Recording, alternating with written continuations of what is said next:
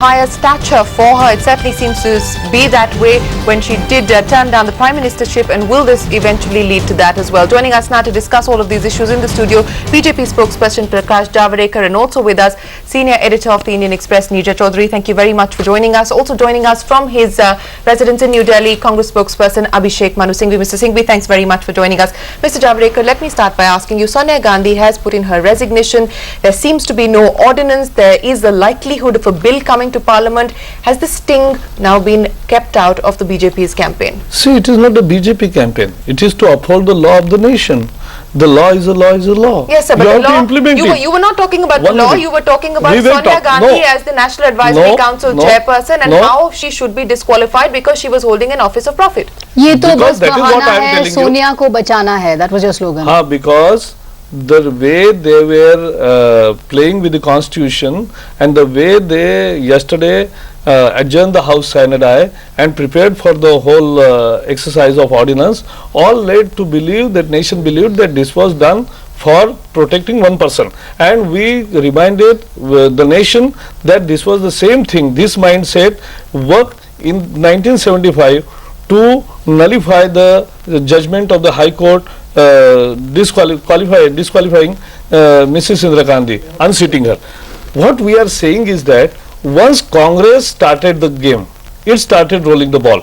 It started complaining against Jaya Bachchan. So you do admit it is a game, sir. You do admit it is a political game, don't you? No, they started by complaining because they had a personal feud with the Gandhi family, Bachchan family.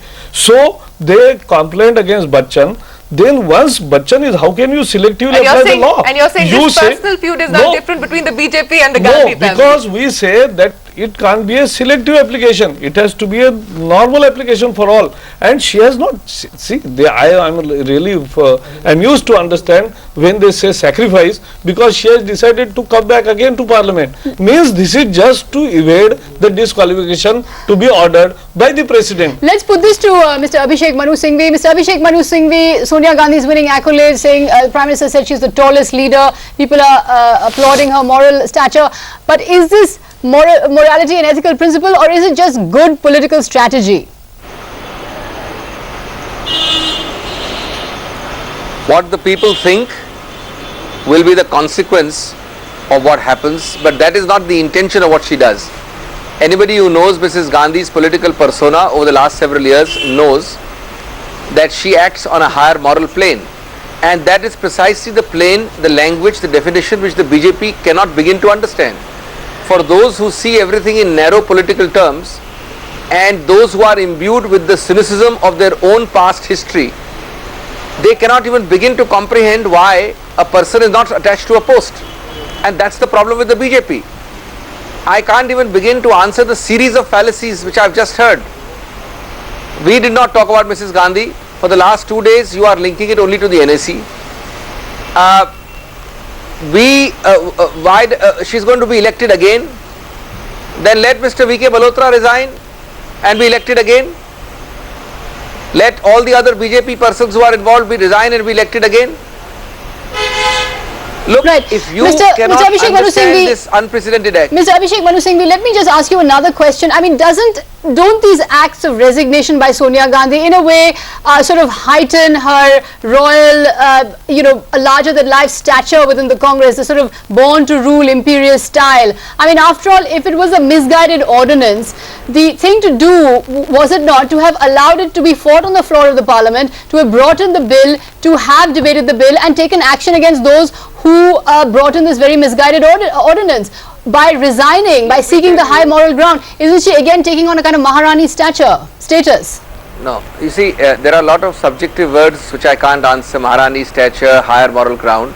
There are 3 points to be noted. One, every politician is free, and I'm sure a lot of them aspire to attain a high moral stature. Few, if any, do. A person who acts with sincerity does not do it with that object also. She just acts with a certain purpose and sincerity. It is not done to attain a higher moral stature. The moral stature may or may not follow. It usually follows if the act is sincere. And the second thing is very important is that since yesterday, day before yesterday, we've been hearing Mrs. Sonia Gandhi is sought to be protected by an ordinance. Has the BJP, has the nation seen any draft of any ordinance to protect Mrs. Gandhi? At least I know of no draft. We have given a specific statement yesterday that NAC is not even an office or office of profit. But why are you saying this now? Why are you saying this now, Mr. Singhvi? No. Why didn't you say it earlier that there was no I am ordinance? repeating it.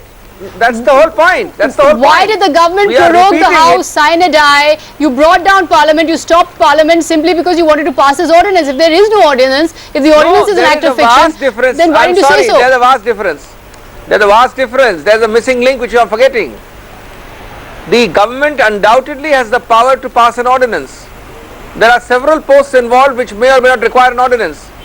The point I am only making is there is absolutely no basis to say that an ordinance was being passed for Mrs. Gandhi and the NSE.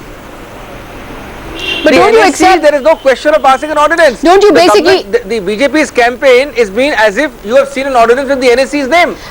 You will exempt something which first forms part of an office of profit. Mr. Abhishek Manu Singhvi, an ordinance by definition is an anti-democratic instrument. Why could this bill not simply have been debated on the floor of the House? Correct. In other words, the Constitution by definition provides for the use of an anti-democratic instrument. If that be so, the Constitution is itself anti-democratic. That is not so. Articles 123 and 213 of our Constitution specifically empower the government to pass an ordinance. It is fully valid. It has been held to be valid by several Supreme Court judgments. So please do not call an ordinance undemocratic. It's a provision made for the legislature. Number two, the point of the matter is, if Mrs. Gandhi was thought to be protected, let me ask you a simple question. How long will the ordinance last? All right, so let's get in our other guests into the studio. Let me, Mr. Javadekar, I'll come back to you in just a moment, but let me ask Neerja Chaudhary. Neerja, surprised really by the manner in which this entire drama has unfolded, a second act of renunciation. Was there really need for this? Was this the only way out for the Congress party? Was Sonia Gandhi pushed into a corner and this was the only maneuver that could save the Congress party at this juncture? Look, there are 2-3 points that I'd like to make. One is, of course, if there was no ordinance, then the sudden curtailment of the budget session, now the Congress is saying that there was no more business to transact. Well, if that was the case, the government could have taken the opposition into confidence and said, look, we go in for adjournment, sign a die. It's a very simple thing to do.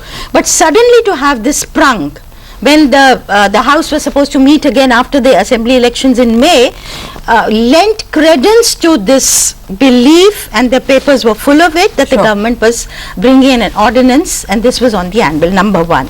Number two, the position that she has found herself in, that this was being done in order to save her, which was the charge made by the BJP. She's turned it on its head and said, no, okay, you are saying that everything is being done to save me and my MPship. Okay, I don't want it. I don't want the chairmanship of the NSE. Yeah. So therefore, it has been a very politically savvy you preempted my question, because that's exactly what I wanted to ask you. Does Sonia Gandhi emerge as a stronger leader, and because of that, does the Congress party then emerge as stronger at this point in time? Look, I would delink the two. Sonia Gandhi will, yes, certainly has shown the ability to see the writing on the wall, to prevent a highly embarrassing situation from being getting worse, and in the process she has used a card of giving up, renunciation, which is to my mind a very powerful political tool in this country. But I just wanted to ask you one question. You're a veteran Congress watcher. Do you think she knew that an ordinance like this was being brought? And if she did, why didn't she act sooner to stop it? Well, that's where I think I say that the Congress management of this whole affair has been very, very poor. For a party 120 years old with veterans sitting there, experienced people, for it to have handled this whole thing the way it has been shoddy. Right. We're going to take a short break at this point. But there's a lot more coming up. We'll speak to our guest. Prakash Javadekar continues to be with us in the studio, and we'll also go across to our correspondents there at 10 Janpath in Rai Bareli. All of that and more coming up for you. Stay tuned. You're watching CNNIBN. Welcome back to CNNIBN. You're watching our special show, The Second Sacrifice. Let's get all our guests in now. Mr. Prakash Javadekar, Or the BJP is known for singularly targeting Sonia Gandhi time and time again. Her foreign origin, the Office for Profit bill. Now the point is, the charges are just not sticking. The more charges you're bringing, the more she seems to grow in stature. I don't agree with how you are articulating it. Simple thing is, we call the law to be operated, to bring into operation. We petitioned today the president, and she knew that she will be also disqualified. Right. The way Jaya Bachchan has been disqualified. But sir, so, instead of having that embarrassment, she thought it fit to resign. All right. Because she, after all, contesting again in Raebareli. She wants to come back. But Mr. That Javadekar, means answer that the means question. that is not a sacrifice. Answer the point that Neerja Chaudhary was making, Yeah. that in India renunciation is a very, very powerful political tool. You're heading to elections. This is likely to become an election issue. What kind of ripple effect? The writing on the wall is very clear. This is not, people are, you can't fool all the people all the time. These people will not perceive as renunciation. They will see a tactical retreat only to save the face. And what was the legal consequences? रंजिश की जिस राजनीति पे वो शुरू हुए, उसी का ये अंजाम होना I था. think the fundamental thing, as Shireen was pointing out, the fundamental feature that will come across is that here is someone who has given up, something that But politicians she's again never do. contesting. That is what I am telling you. She But wants she's to made her come point. back. But she's made her point. No, she made her point to an extent that she saved her face from that embarrassment. But what I am putting it further, what countries saw in the efforts of Congress in last 1 week is reminiscent to the Take us through what is emergency going to be days. the effort of the And that BJP, is- sir. Mr. Javadekar, what is going to be the effort and the attempt on the part of the BJP now that Sonia Gandhi has resigned? Yeah. Whether or not a bill does come to Parliament, we don't know at this point in time. Yeah. Would you like to be part of an all-party meeting? If indeed an all-party meeting was called for, what is your position if a bill were to come to Parliament? No, if any bill government brings, we definitely take position after seeing what are the provisions. And as far as all party meetings are concerned, we practically participate in all party meetings, which they don't do. But thing is that tomorrow also we are meeting, our office bearers are meeting, we will definitely tell the nation what we are going to do. The thing is that this has reminded the country that the mindset is the same as that of emergency, undemocratic mindset of Well, family whichever ruling. way, And whichever that way is you why- look at it, Sonia Gandhi is certainly in the news. In fact, Sonia Gandhi yeah, has she's in the always news. been an easy target, but she's a hard nut to crack. She's a lady of many layers. Here's deconstructing Mrs. G in a nutshell.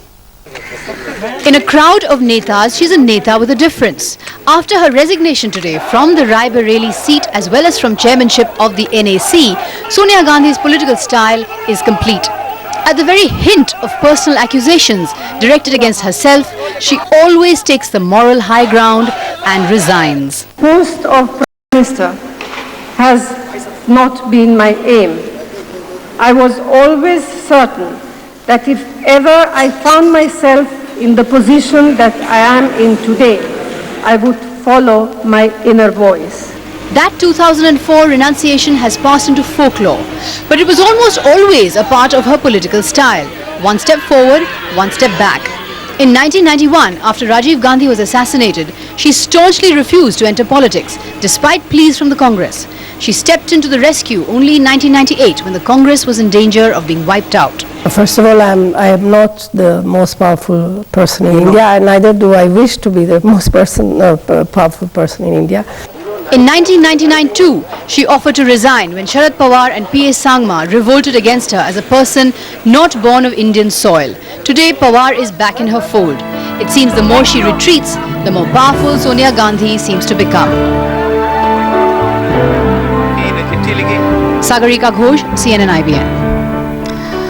The enigma that is Sonia Gandhi. She stoops to conquer. The more she lets go, the more she grows in stature. Let's now go across to Abhishek Manu Singhvi, who is still joining us from Delhi.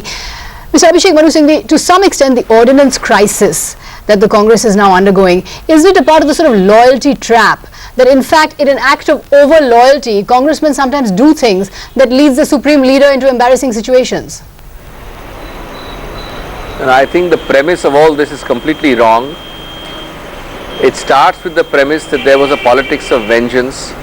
People forget that Mrs. Jaya Bachchan was disqualified by a reasoned adjudication order by an election commission. An independent constitutional authority can hardly be called a tool of the politics of vengeance, which Mr. Javadekar was suggesting. Number two, there is no question of people scrambling to protect a person like Mrs. Gandhi, because you've seen the persona of Mrs. Gandhi. Here is a person who is so fearless and so renunciatory and so casual about posts that she doesn't need the protection.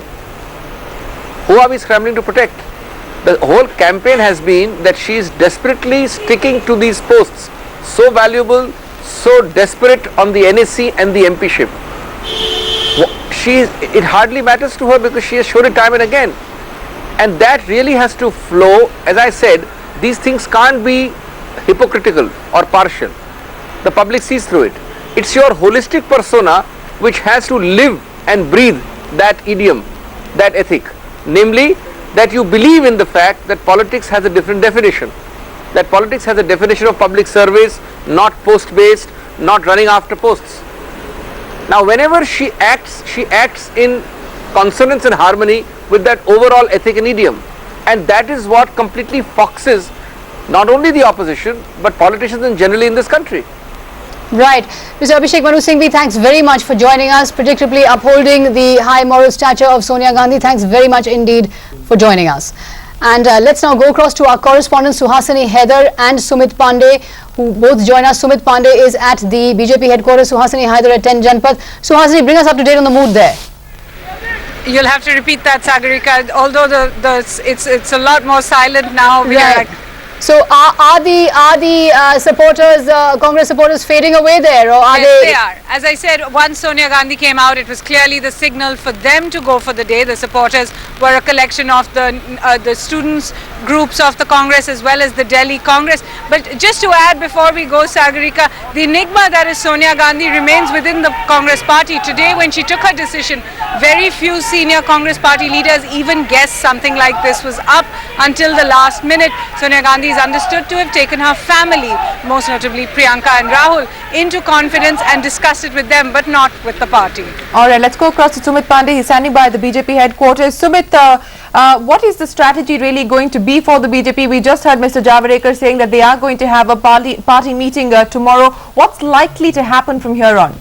Well, certainly they are taking stock of the situation, but then the BJP leaders might not accept it openly, but they also know that politics of renunciation is a powerful political instrument in this country. Even BJP leaders have applied that. Remember that famous quote by Atal Bihari Vajpayee, "Na tired, na retired, ab Advani ji ke raaste saath party chalegi," and that worked very effectively. I think that's certainly at the back of their mind. Sonia Gandhi had done it earlier. She has done it earlier. She has done it again. And very much the BJP also at something, it is also playing in their mind that a Sonia Gandhi centric campaign for the BJP has at times proved counterproductive. Right, Sumit Pandey, thanks very much indeed for joining us, and that's it on this special show, The Second Sacrifice. Thanks to all our correspondents, Suhasini Haider, Sumit Pandey for joining us. Neerja Chaudhary, thanks very much indeed for joining us in the studio.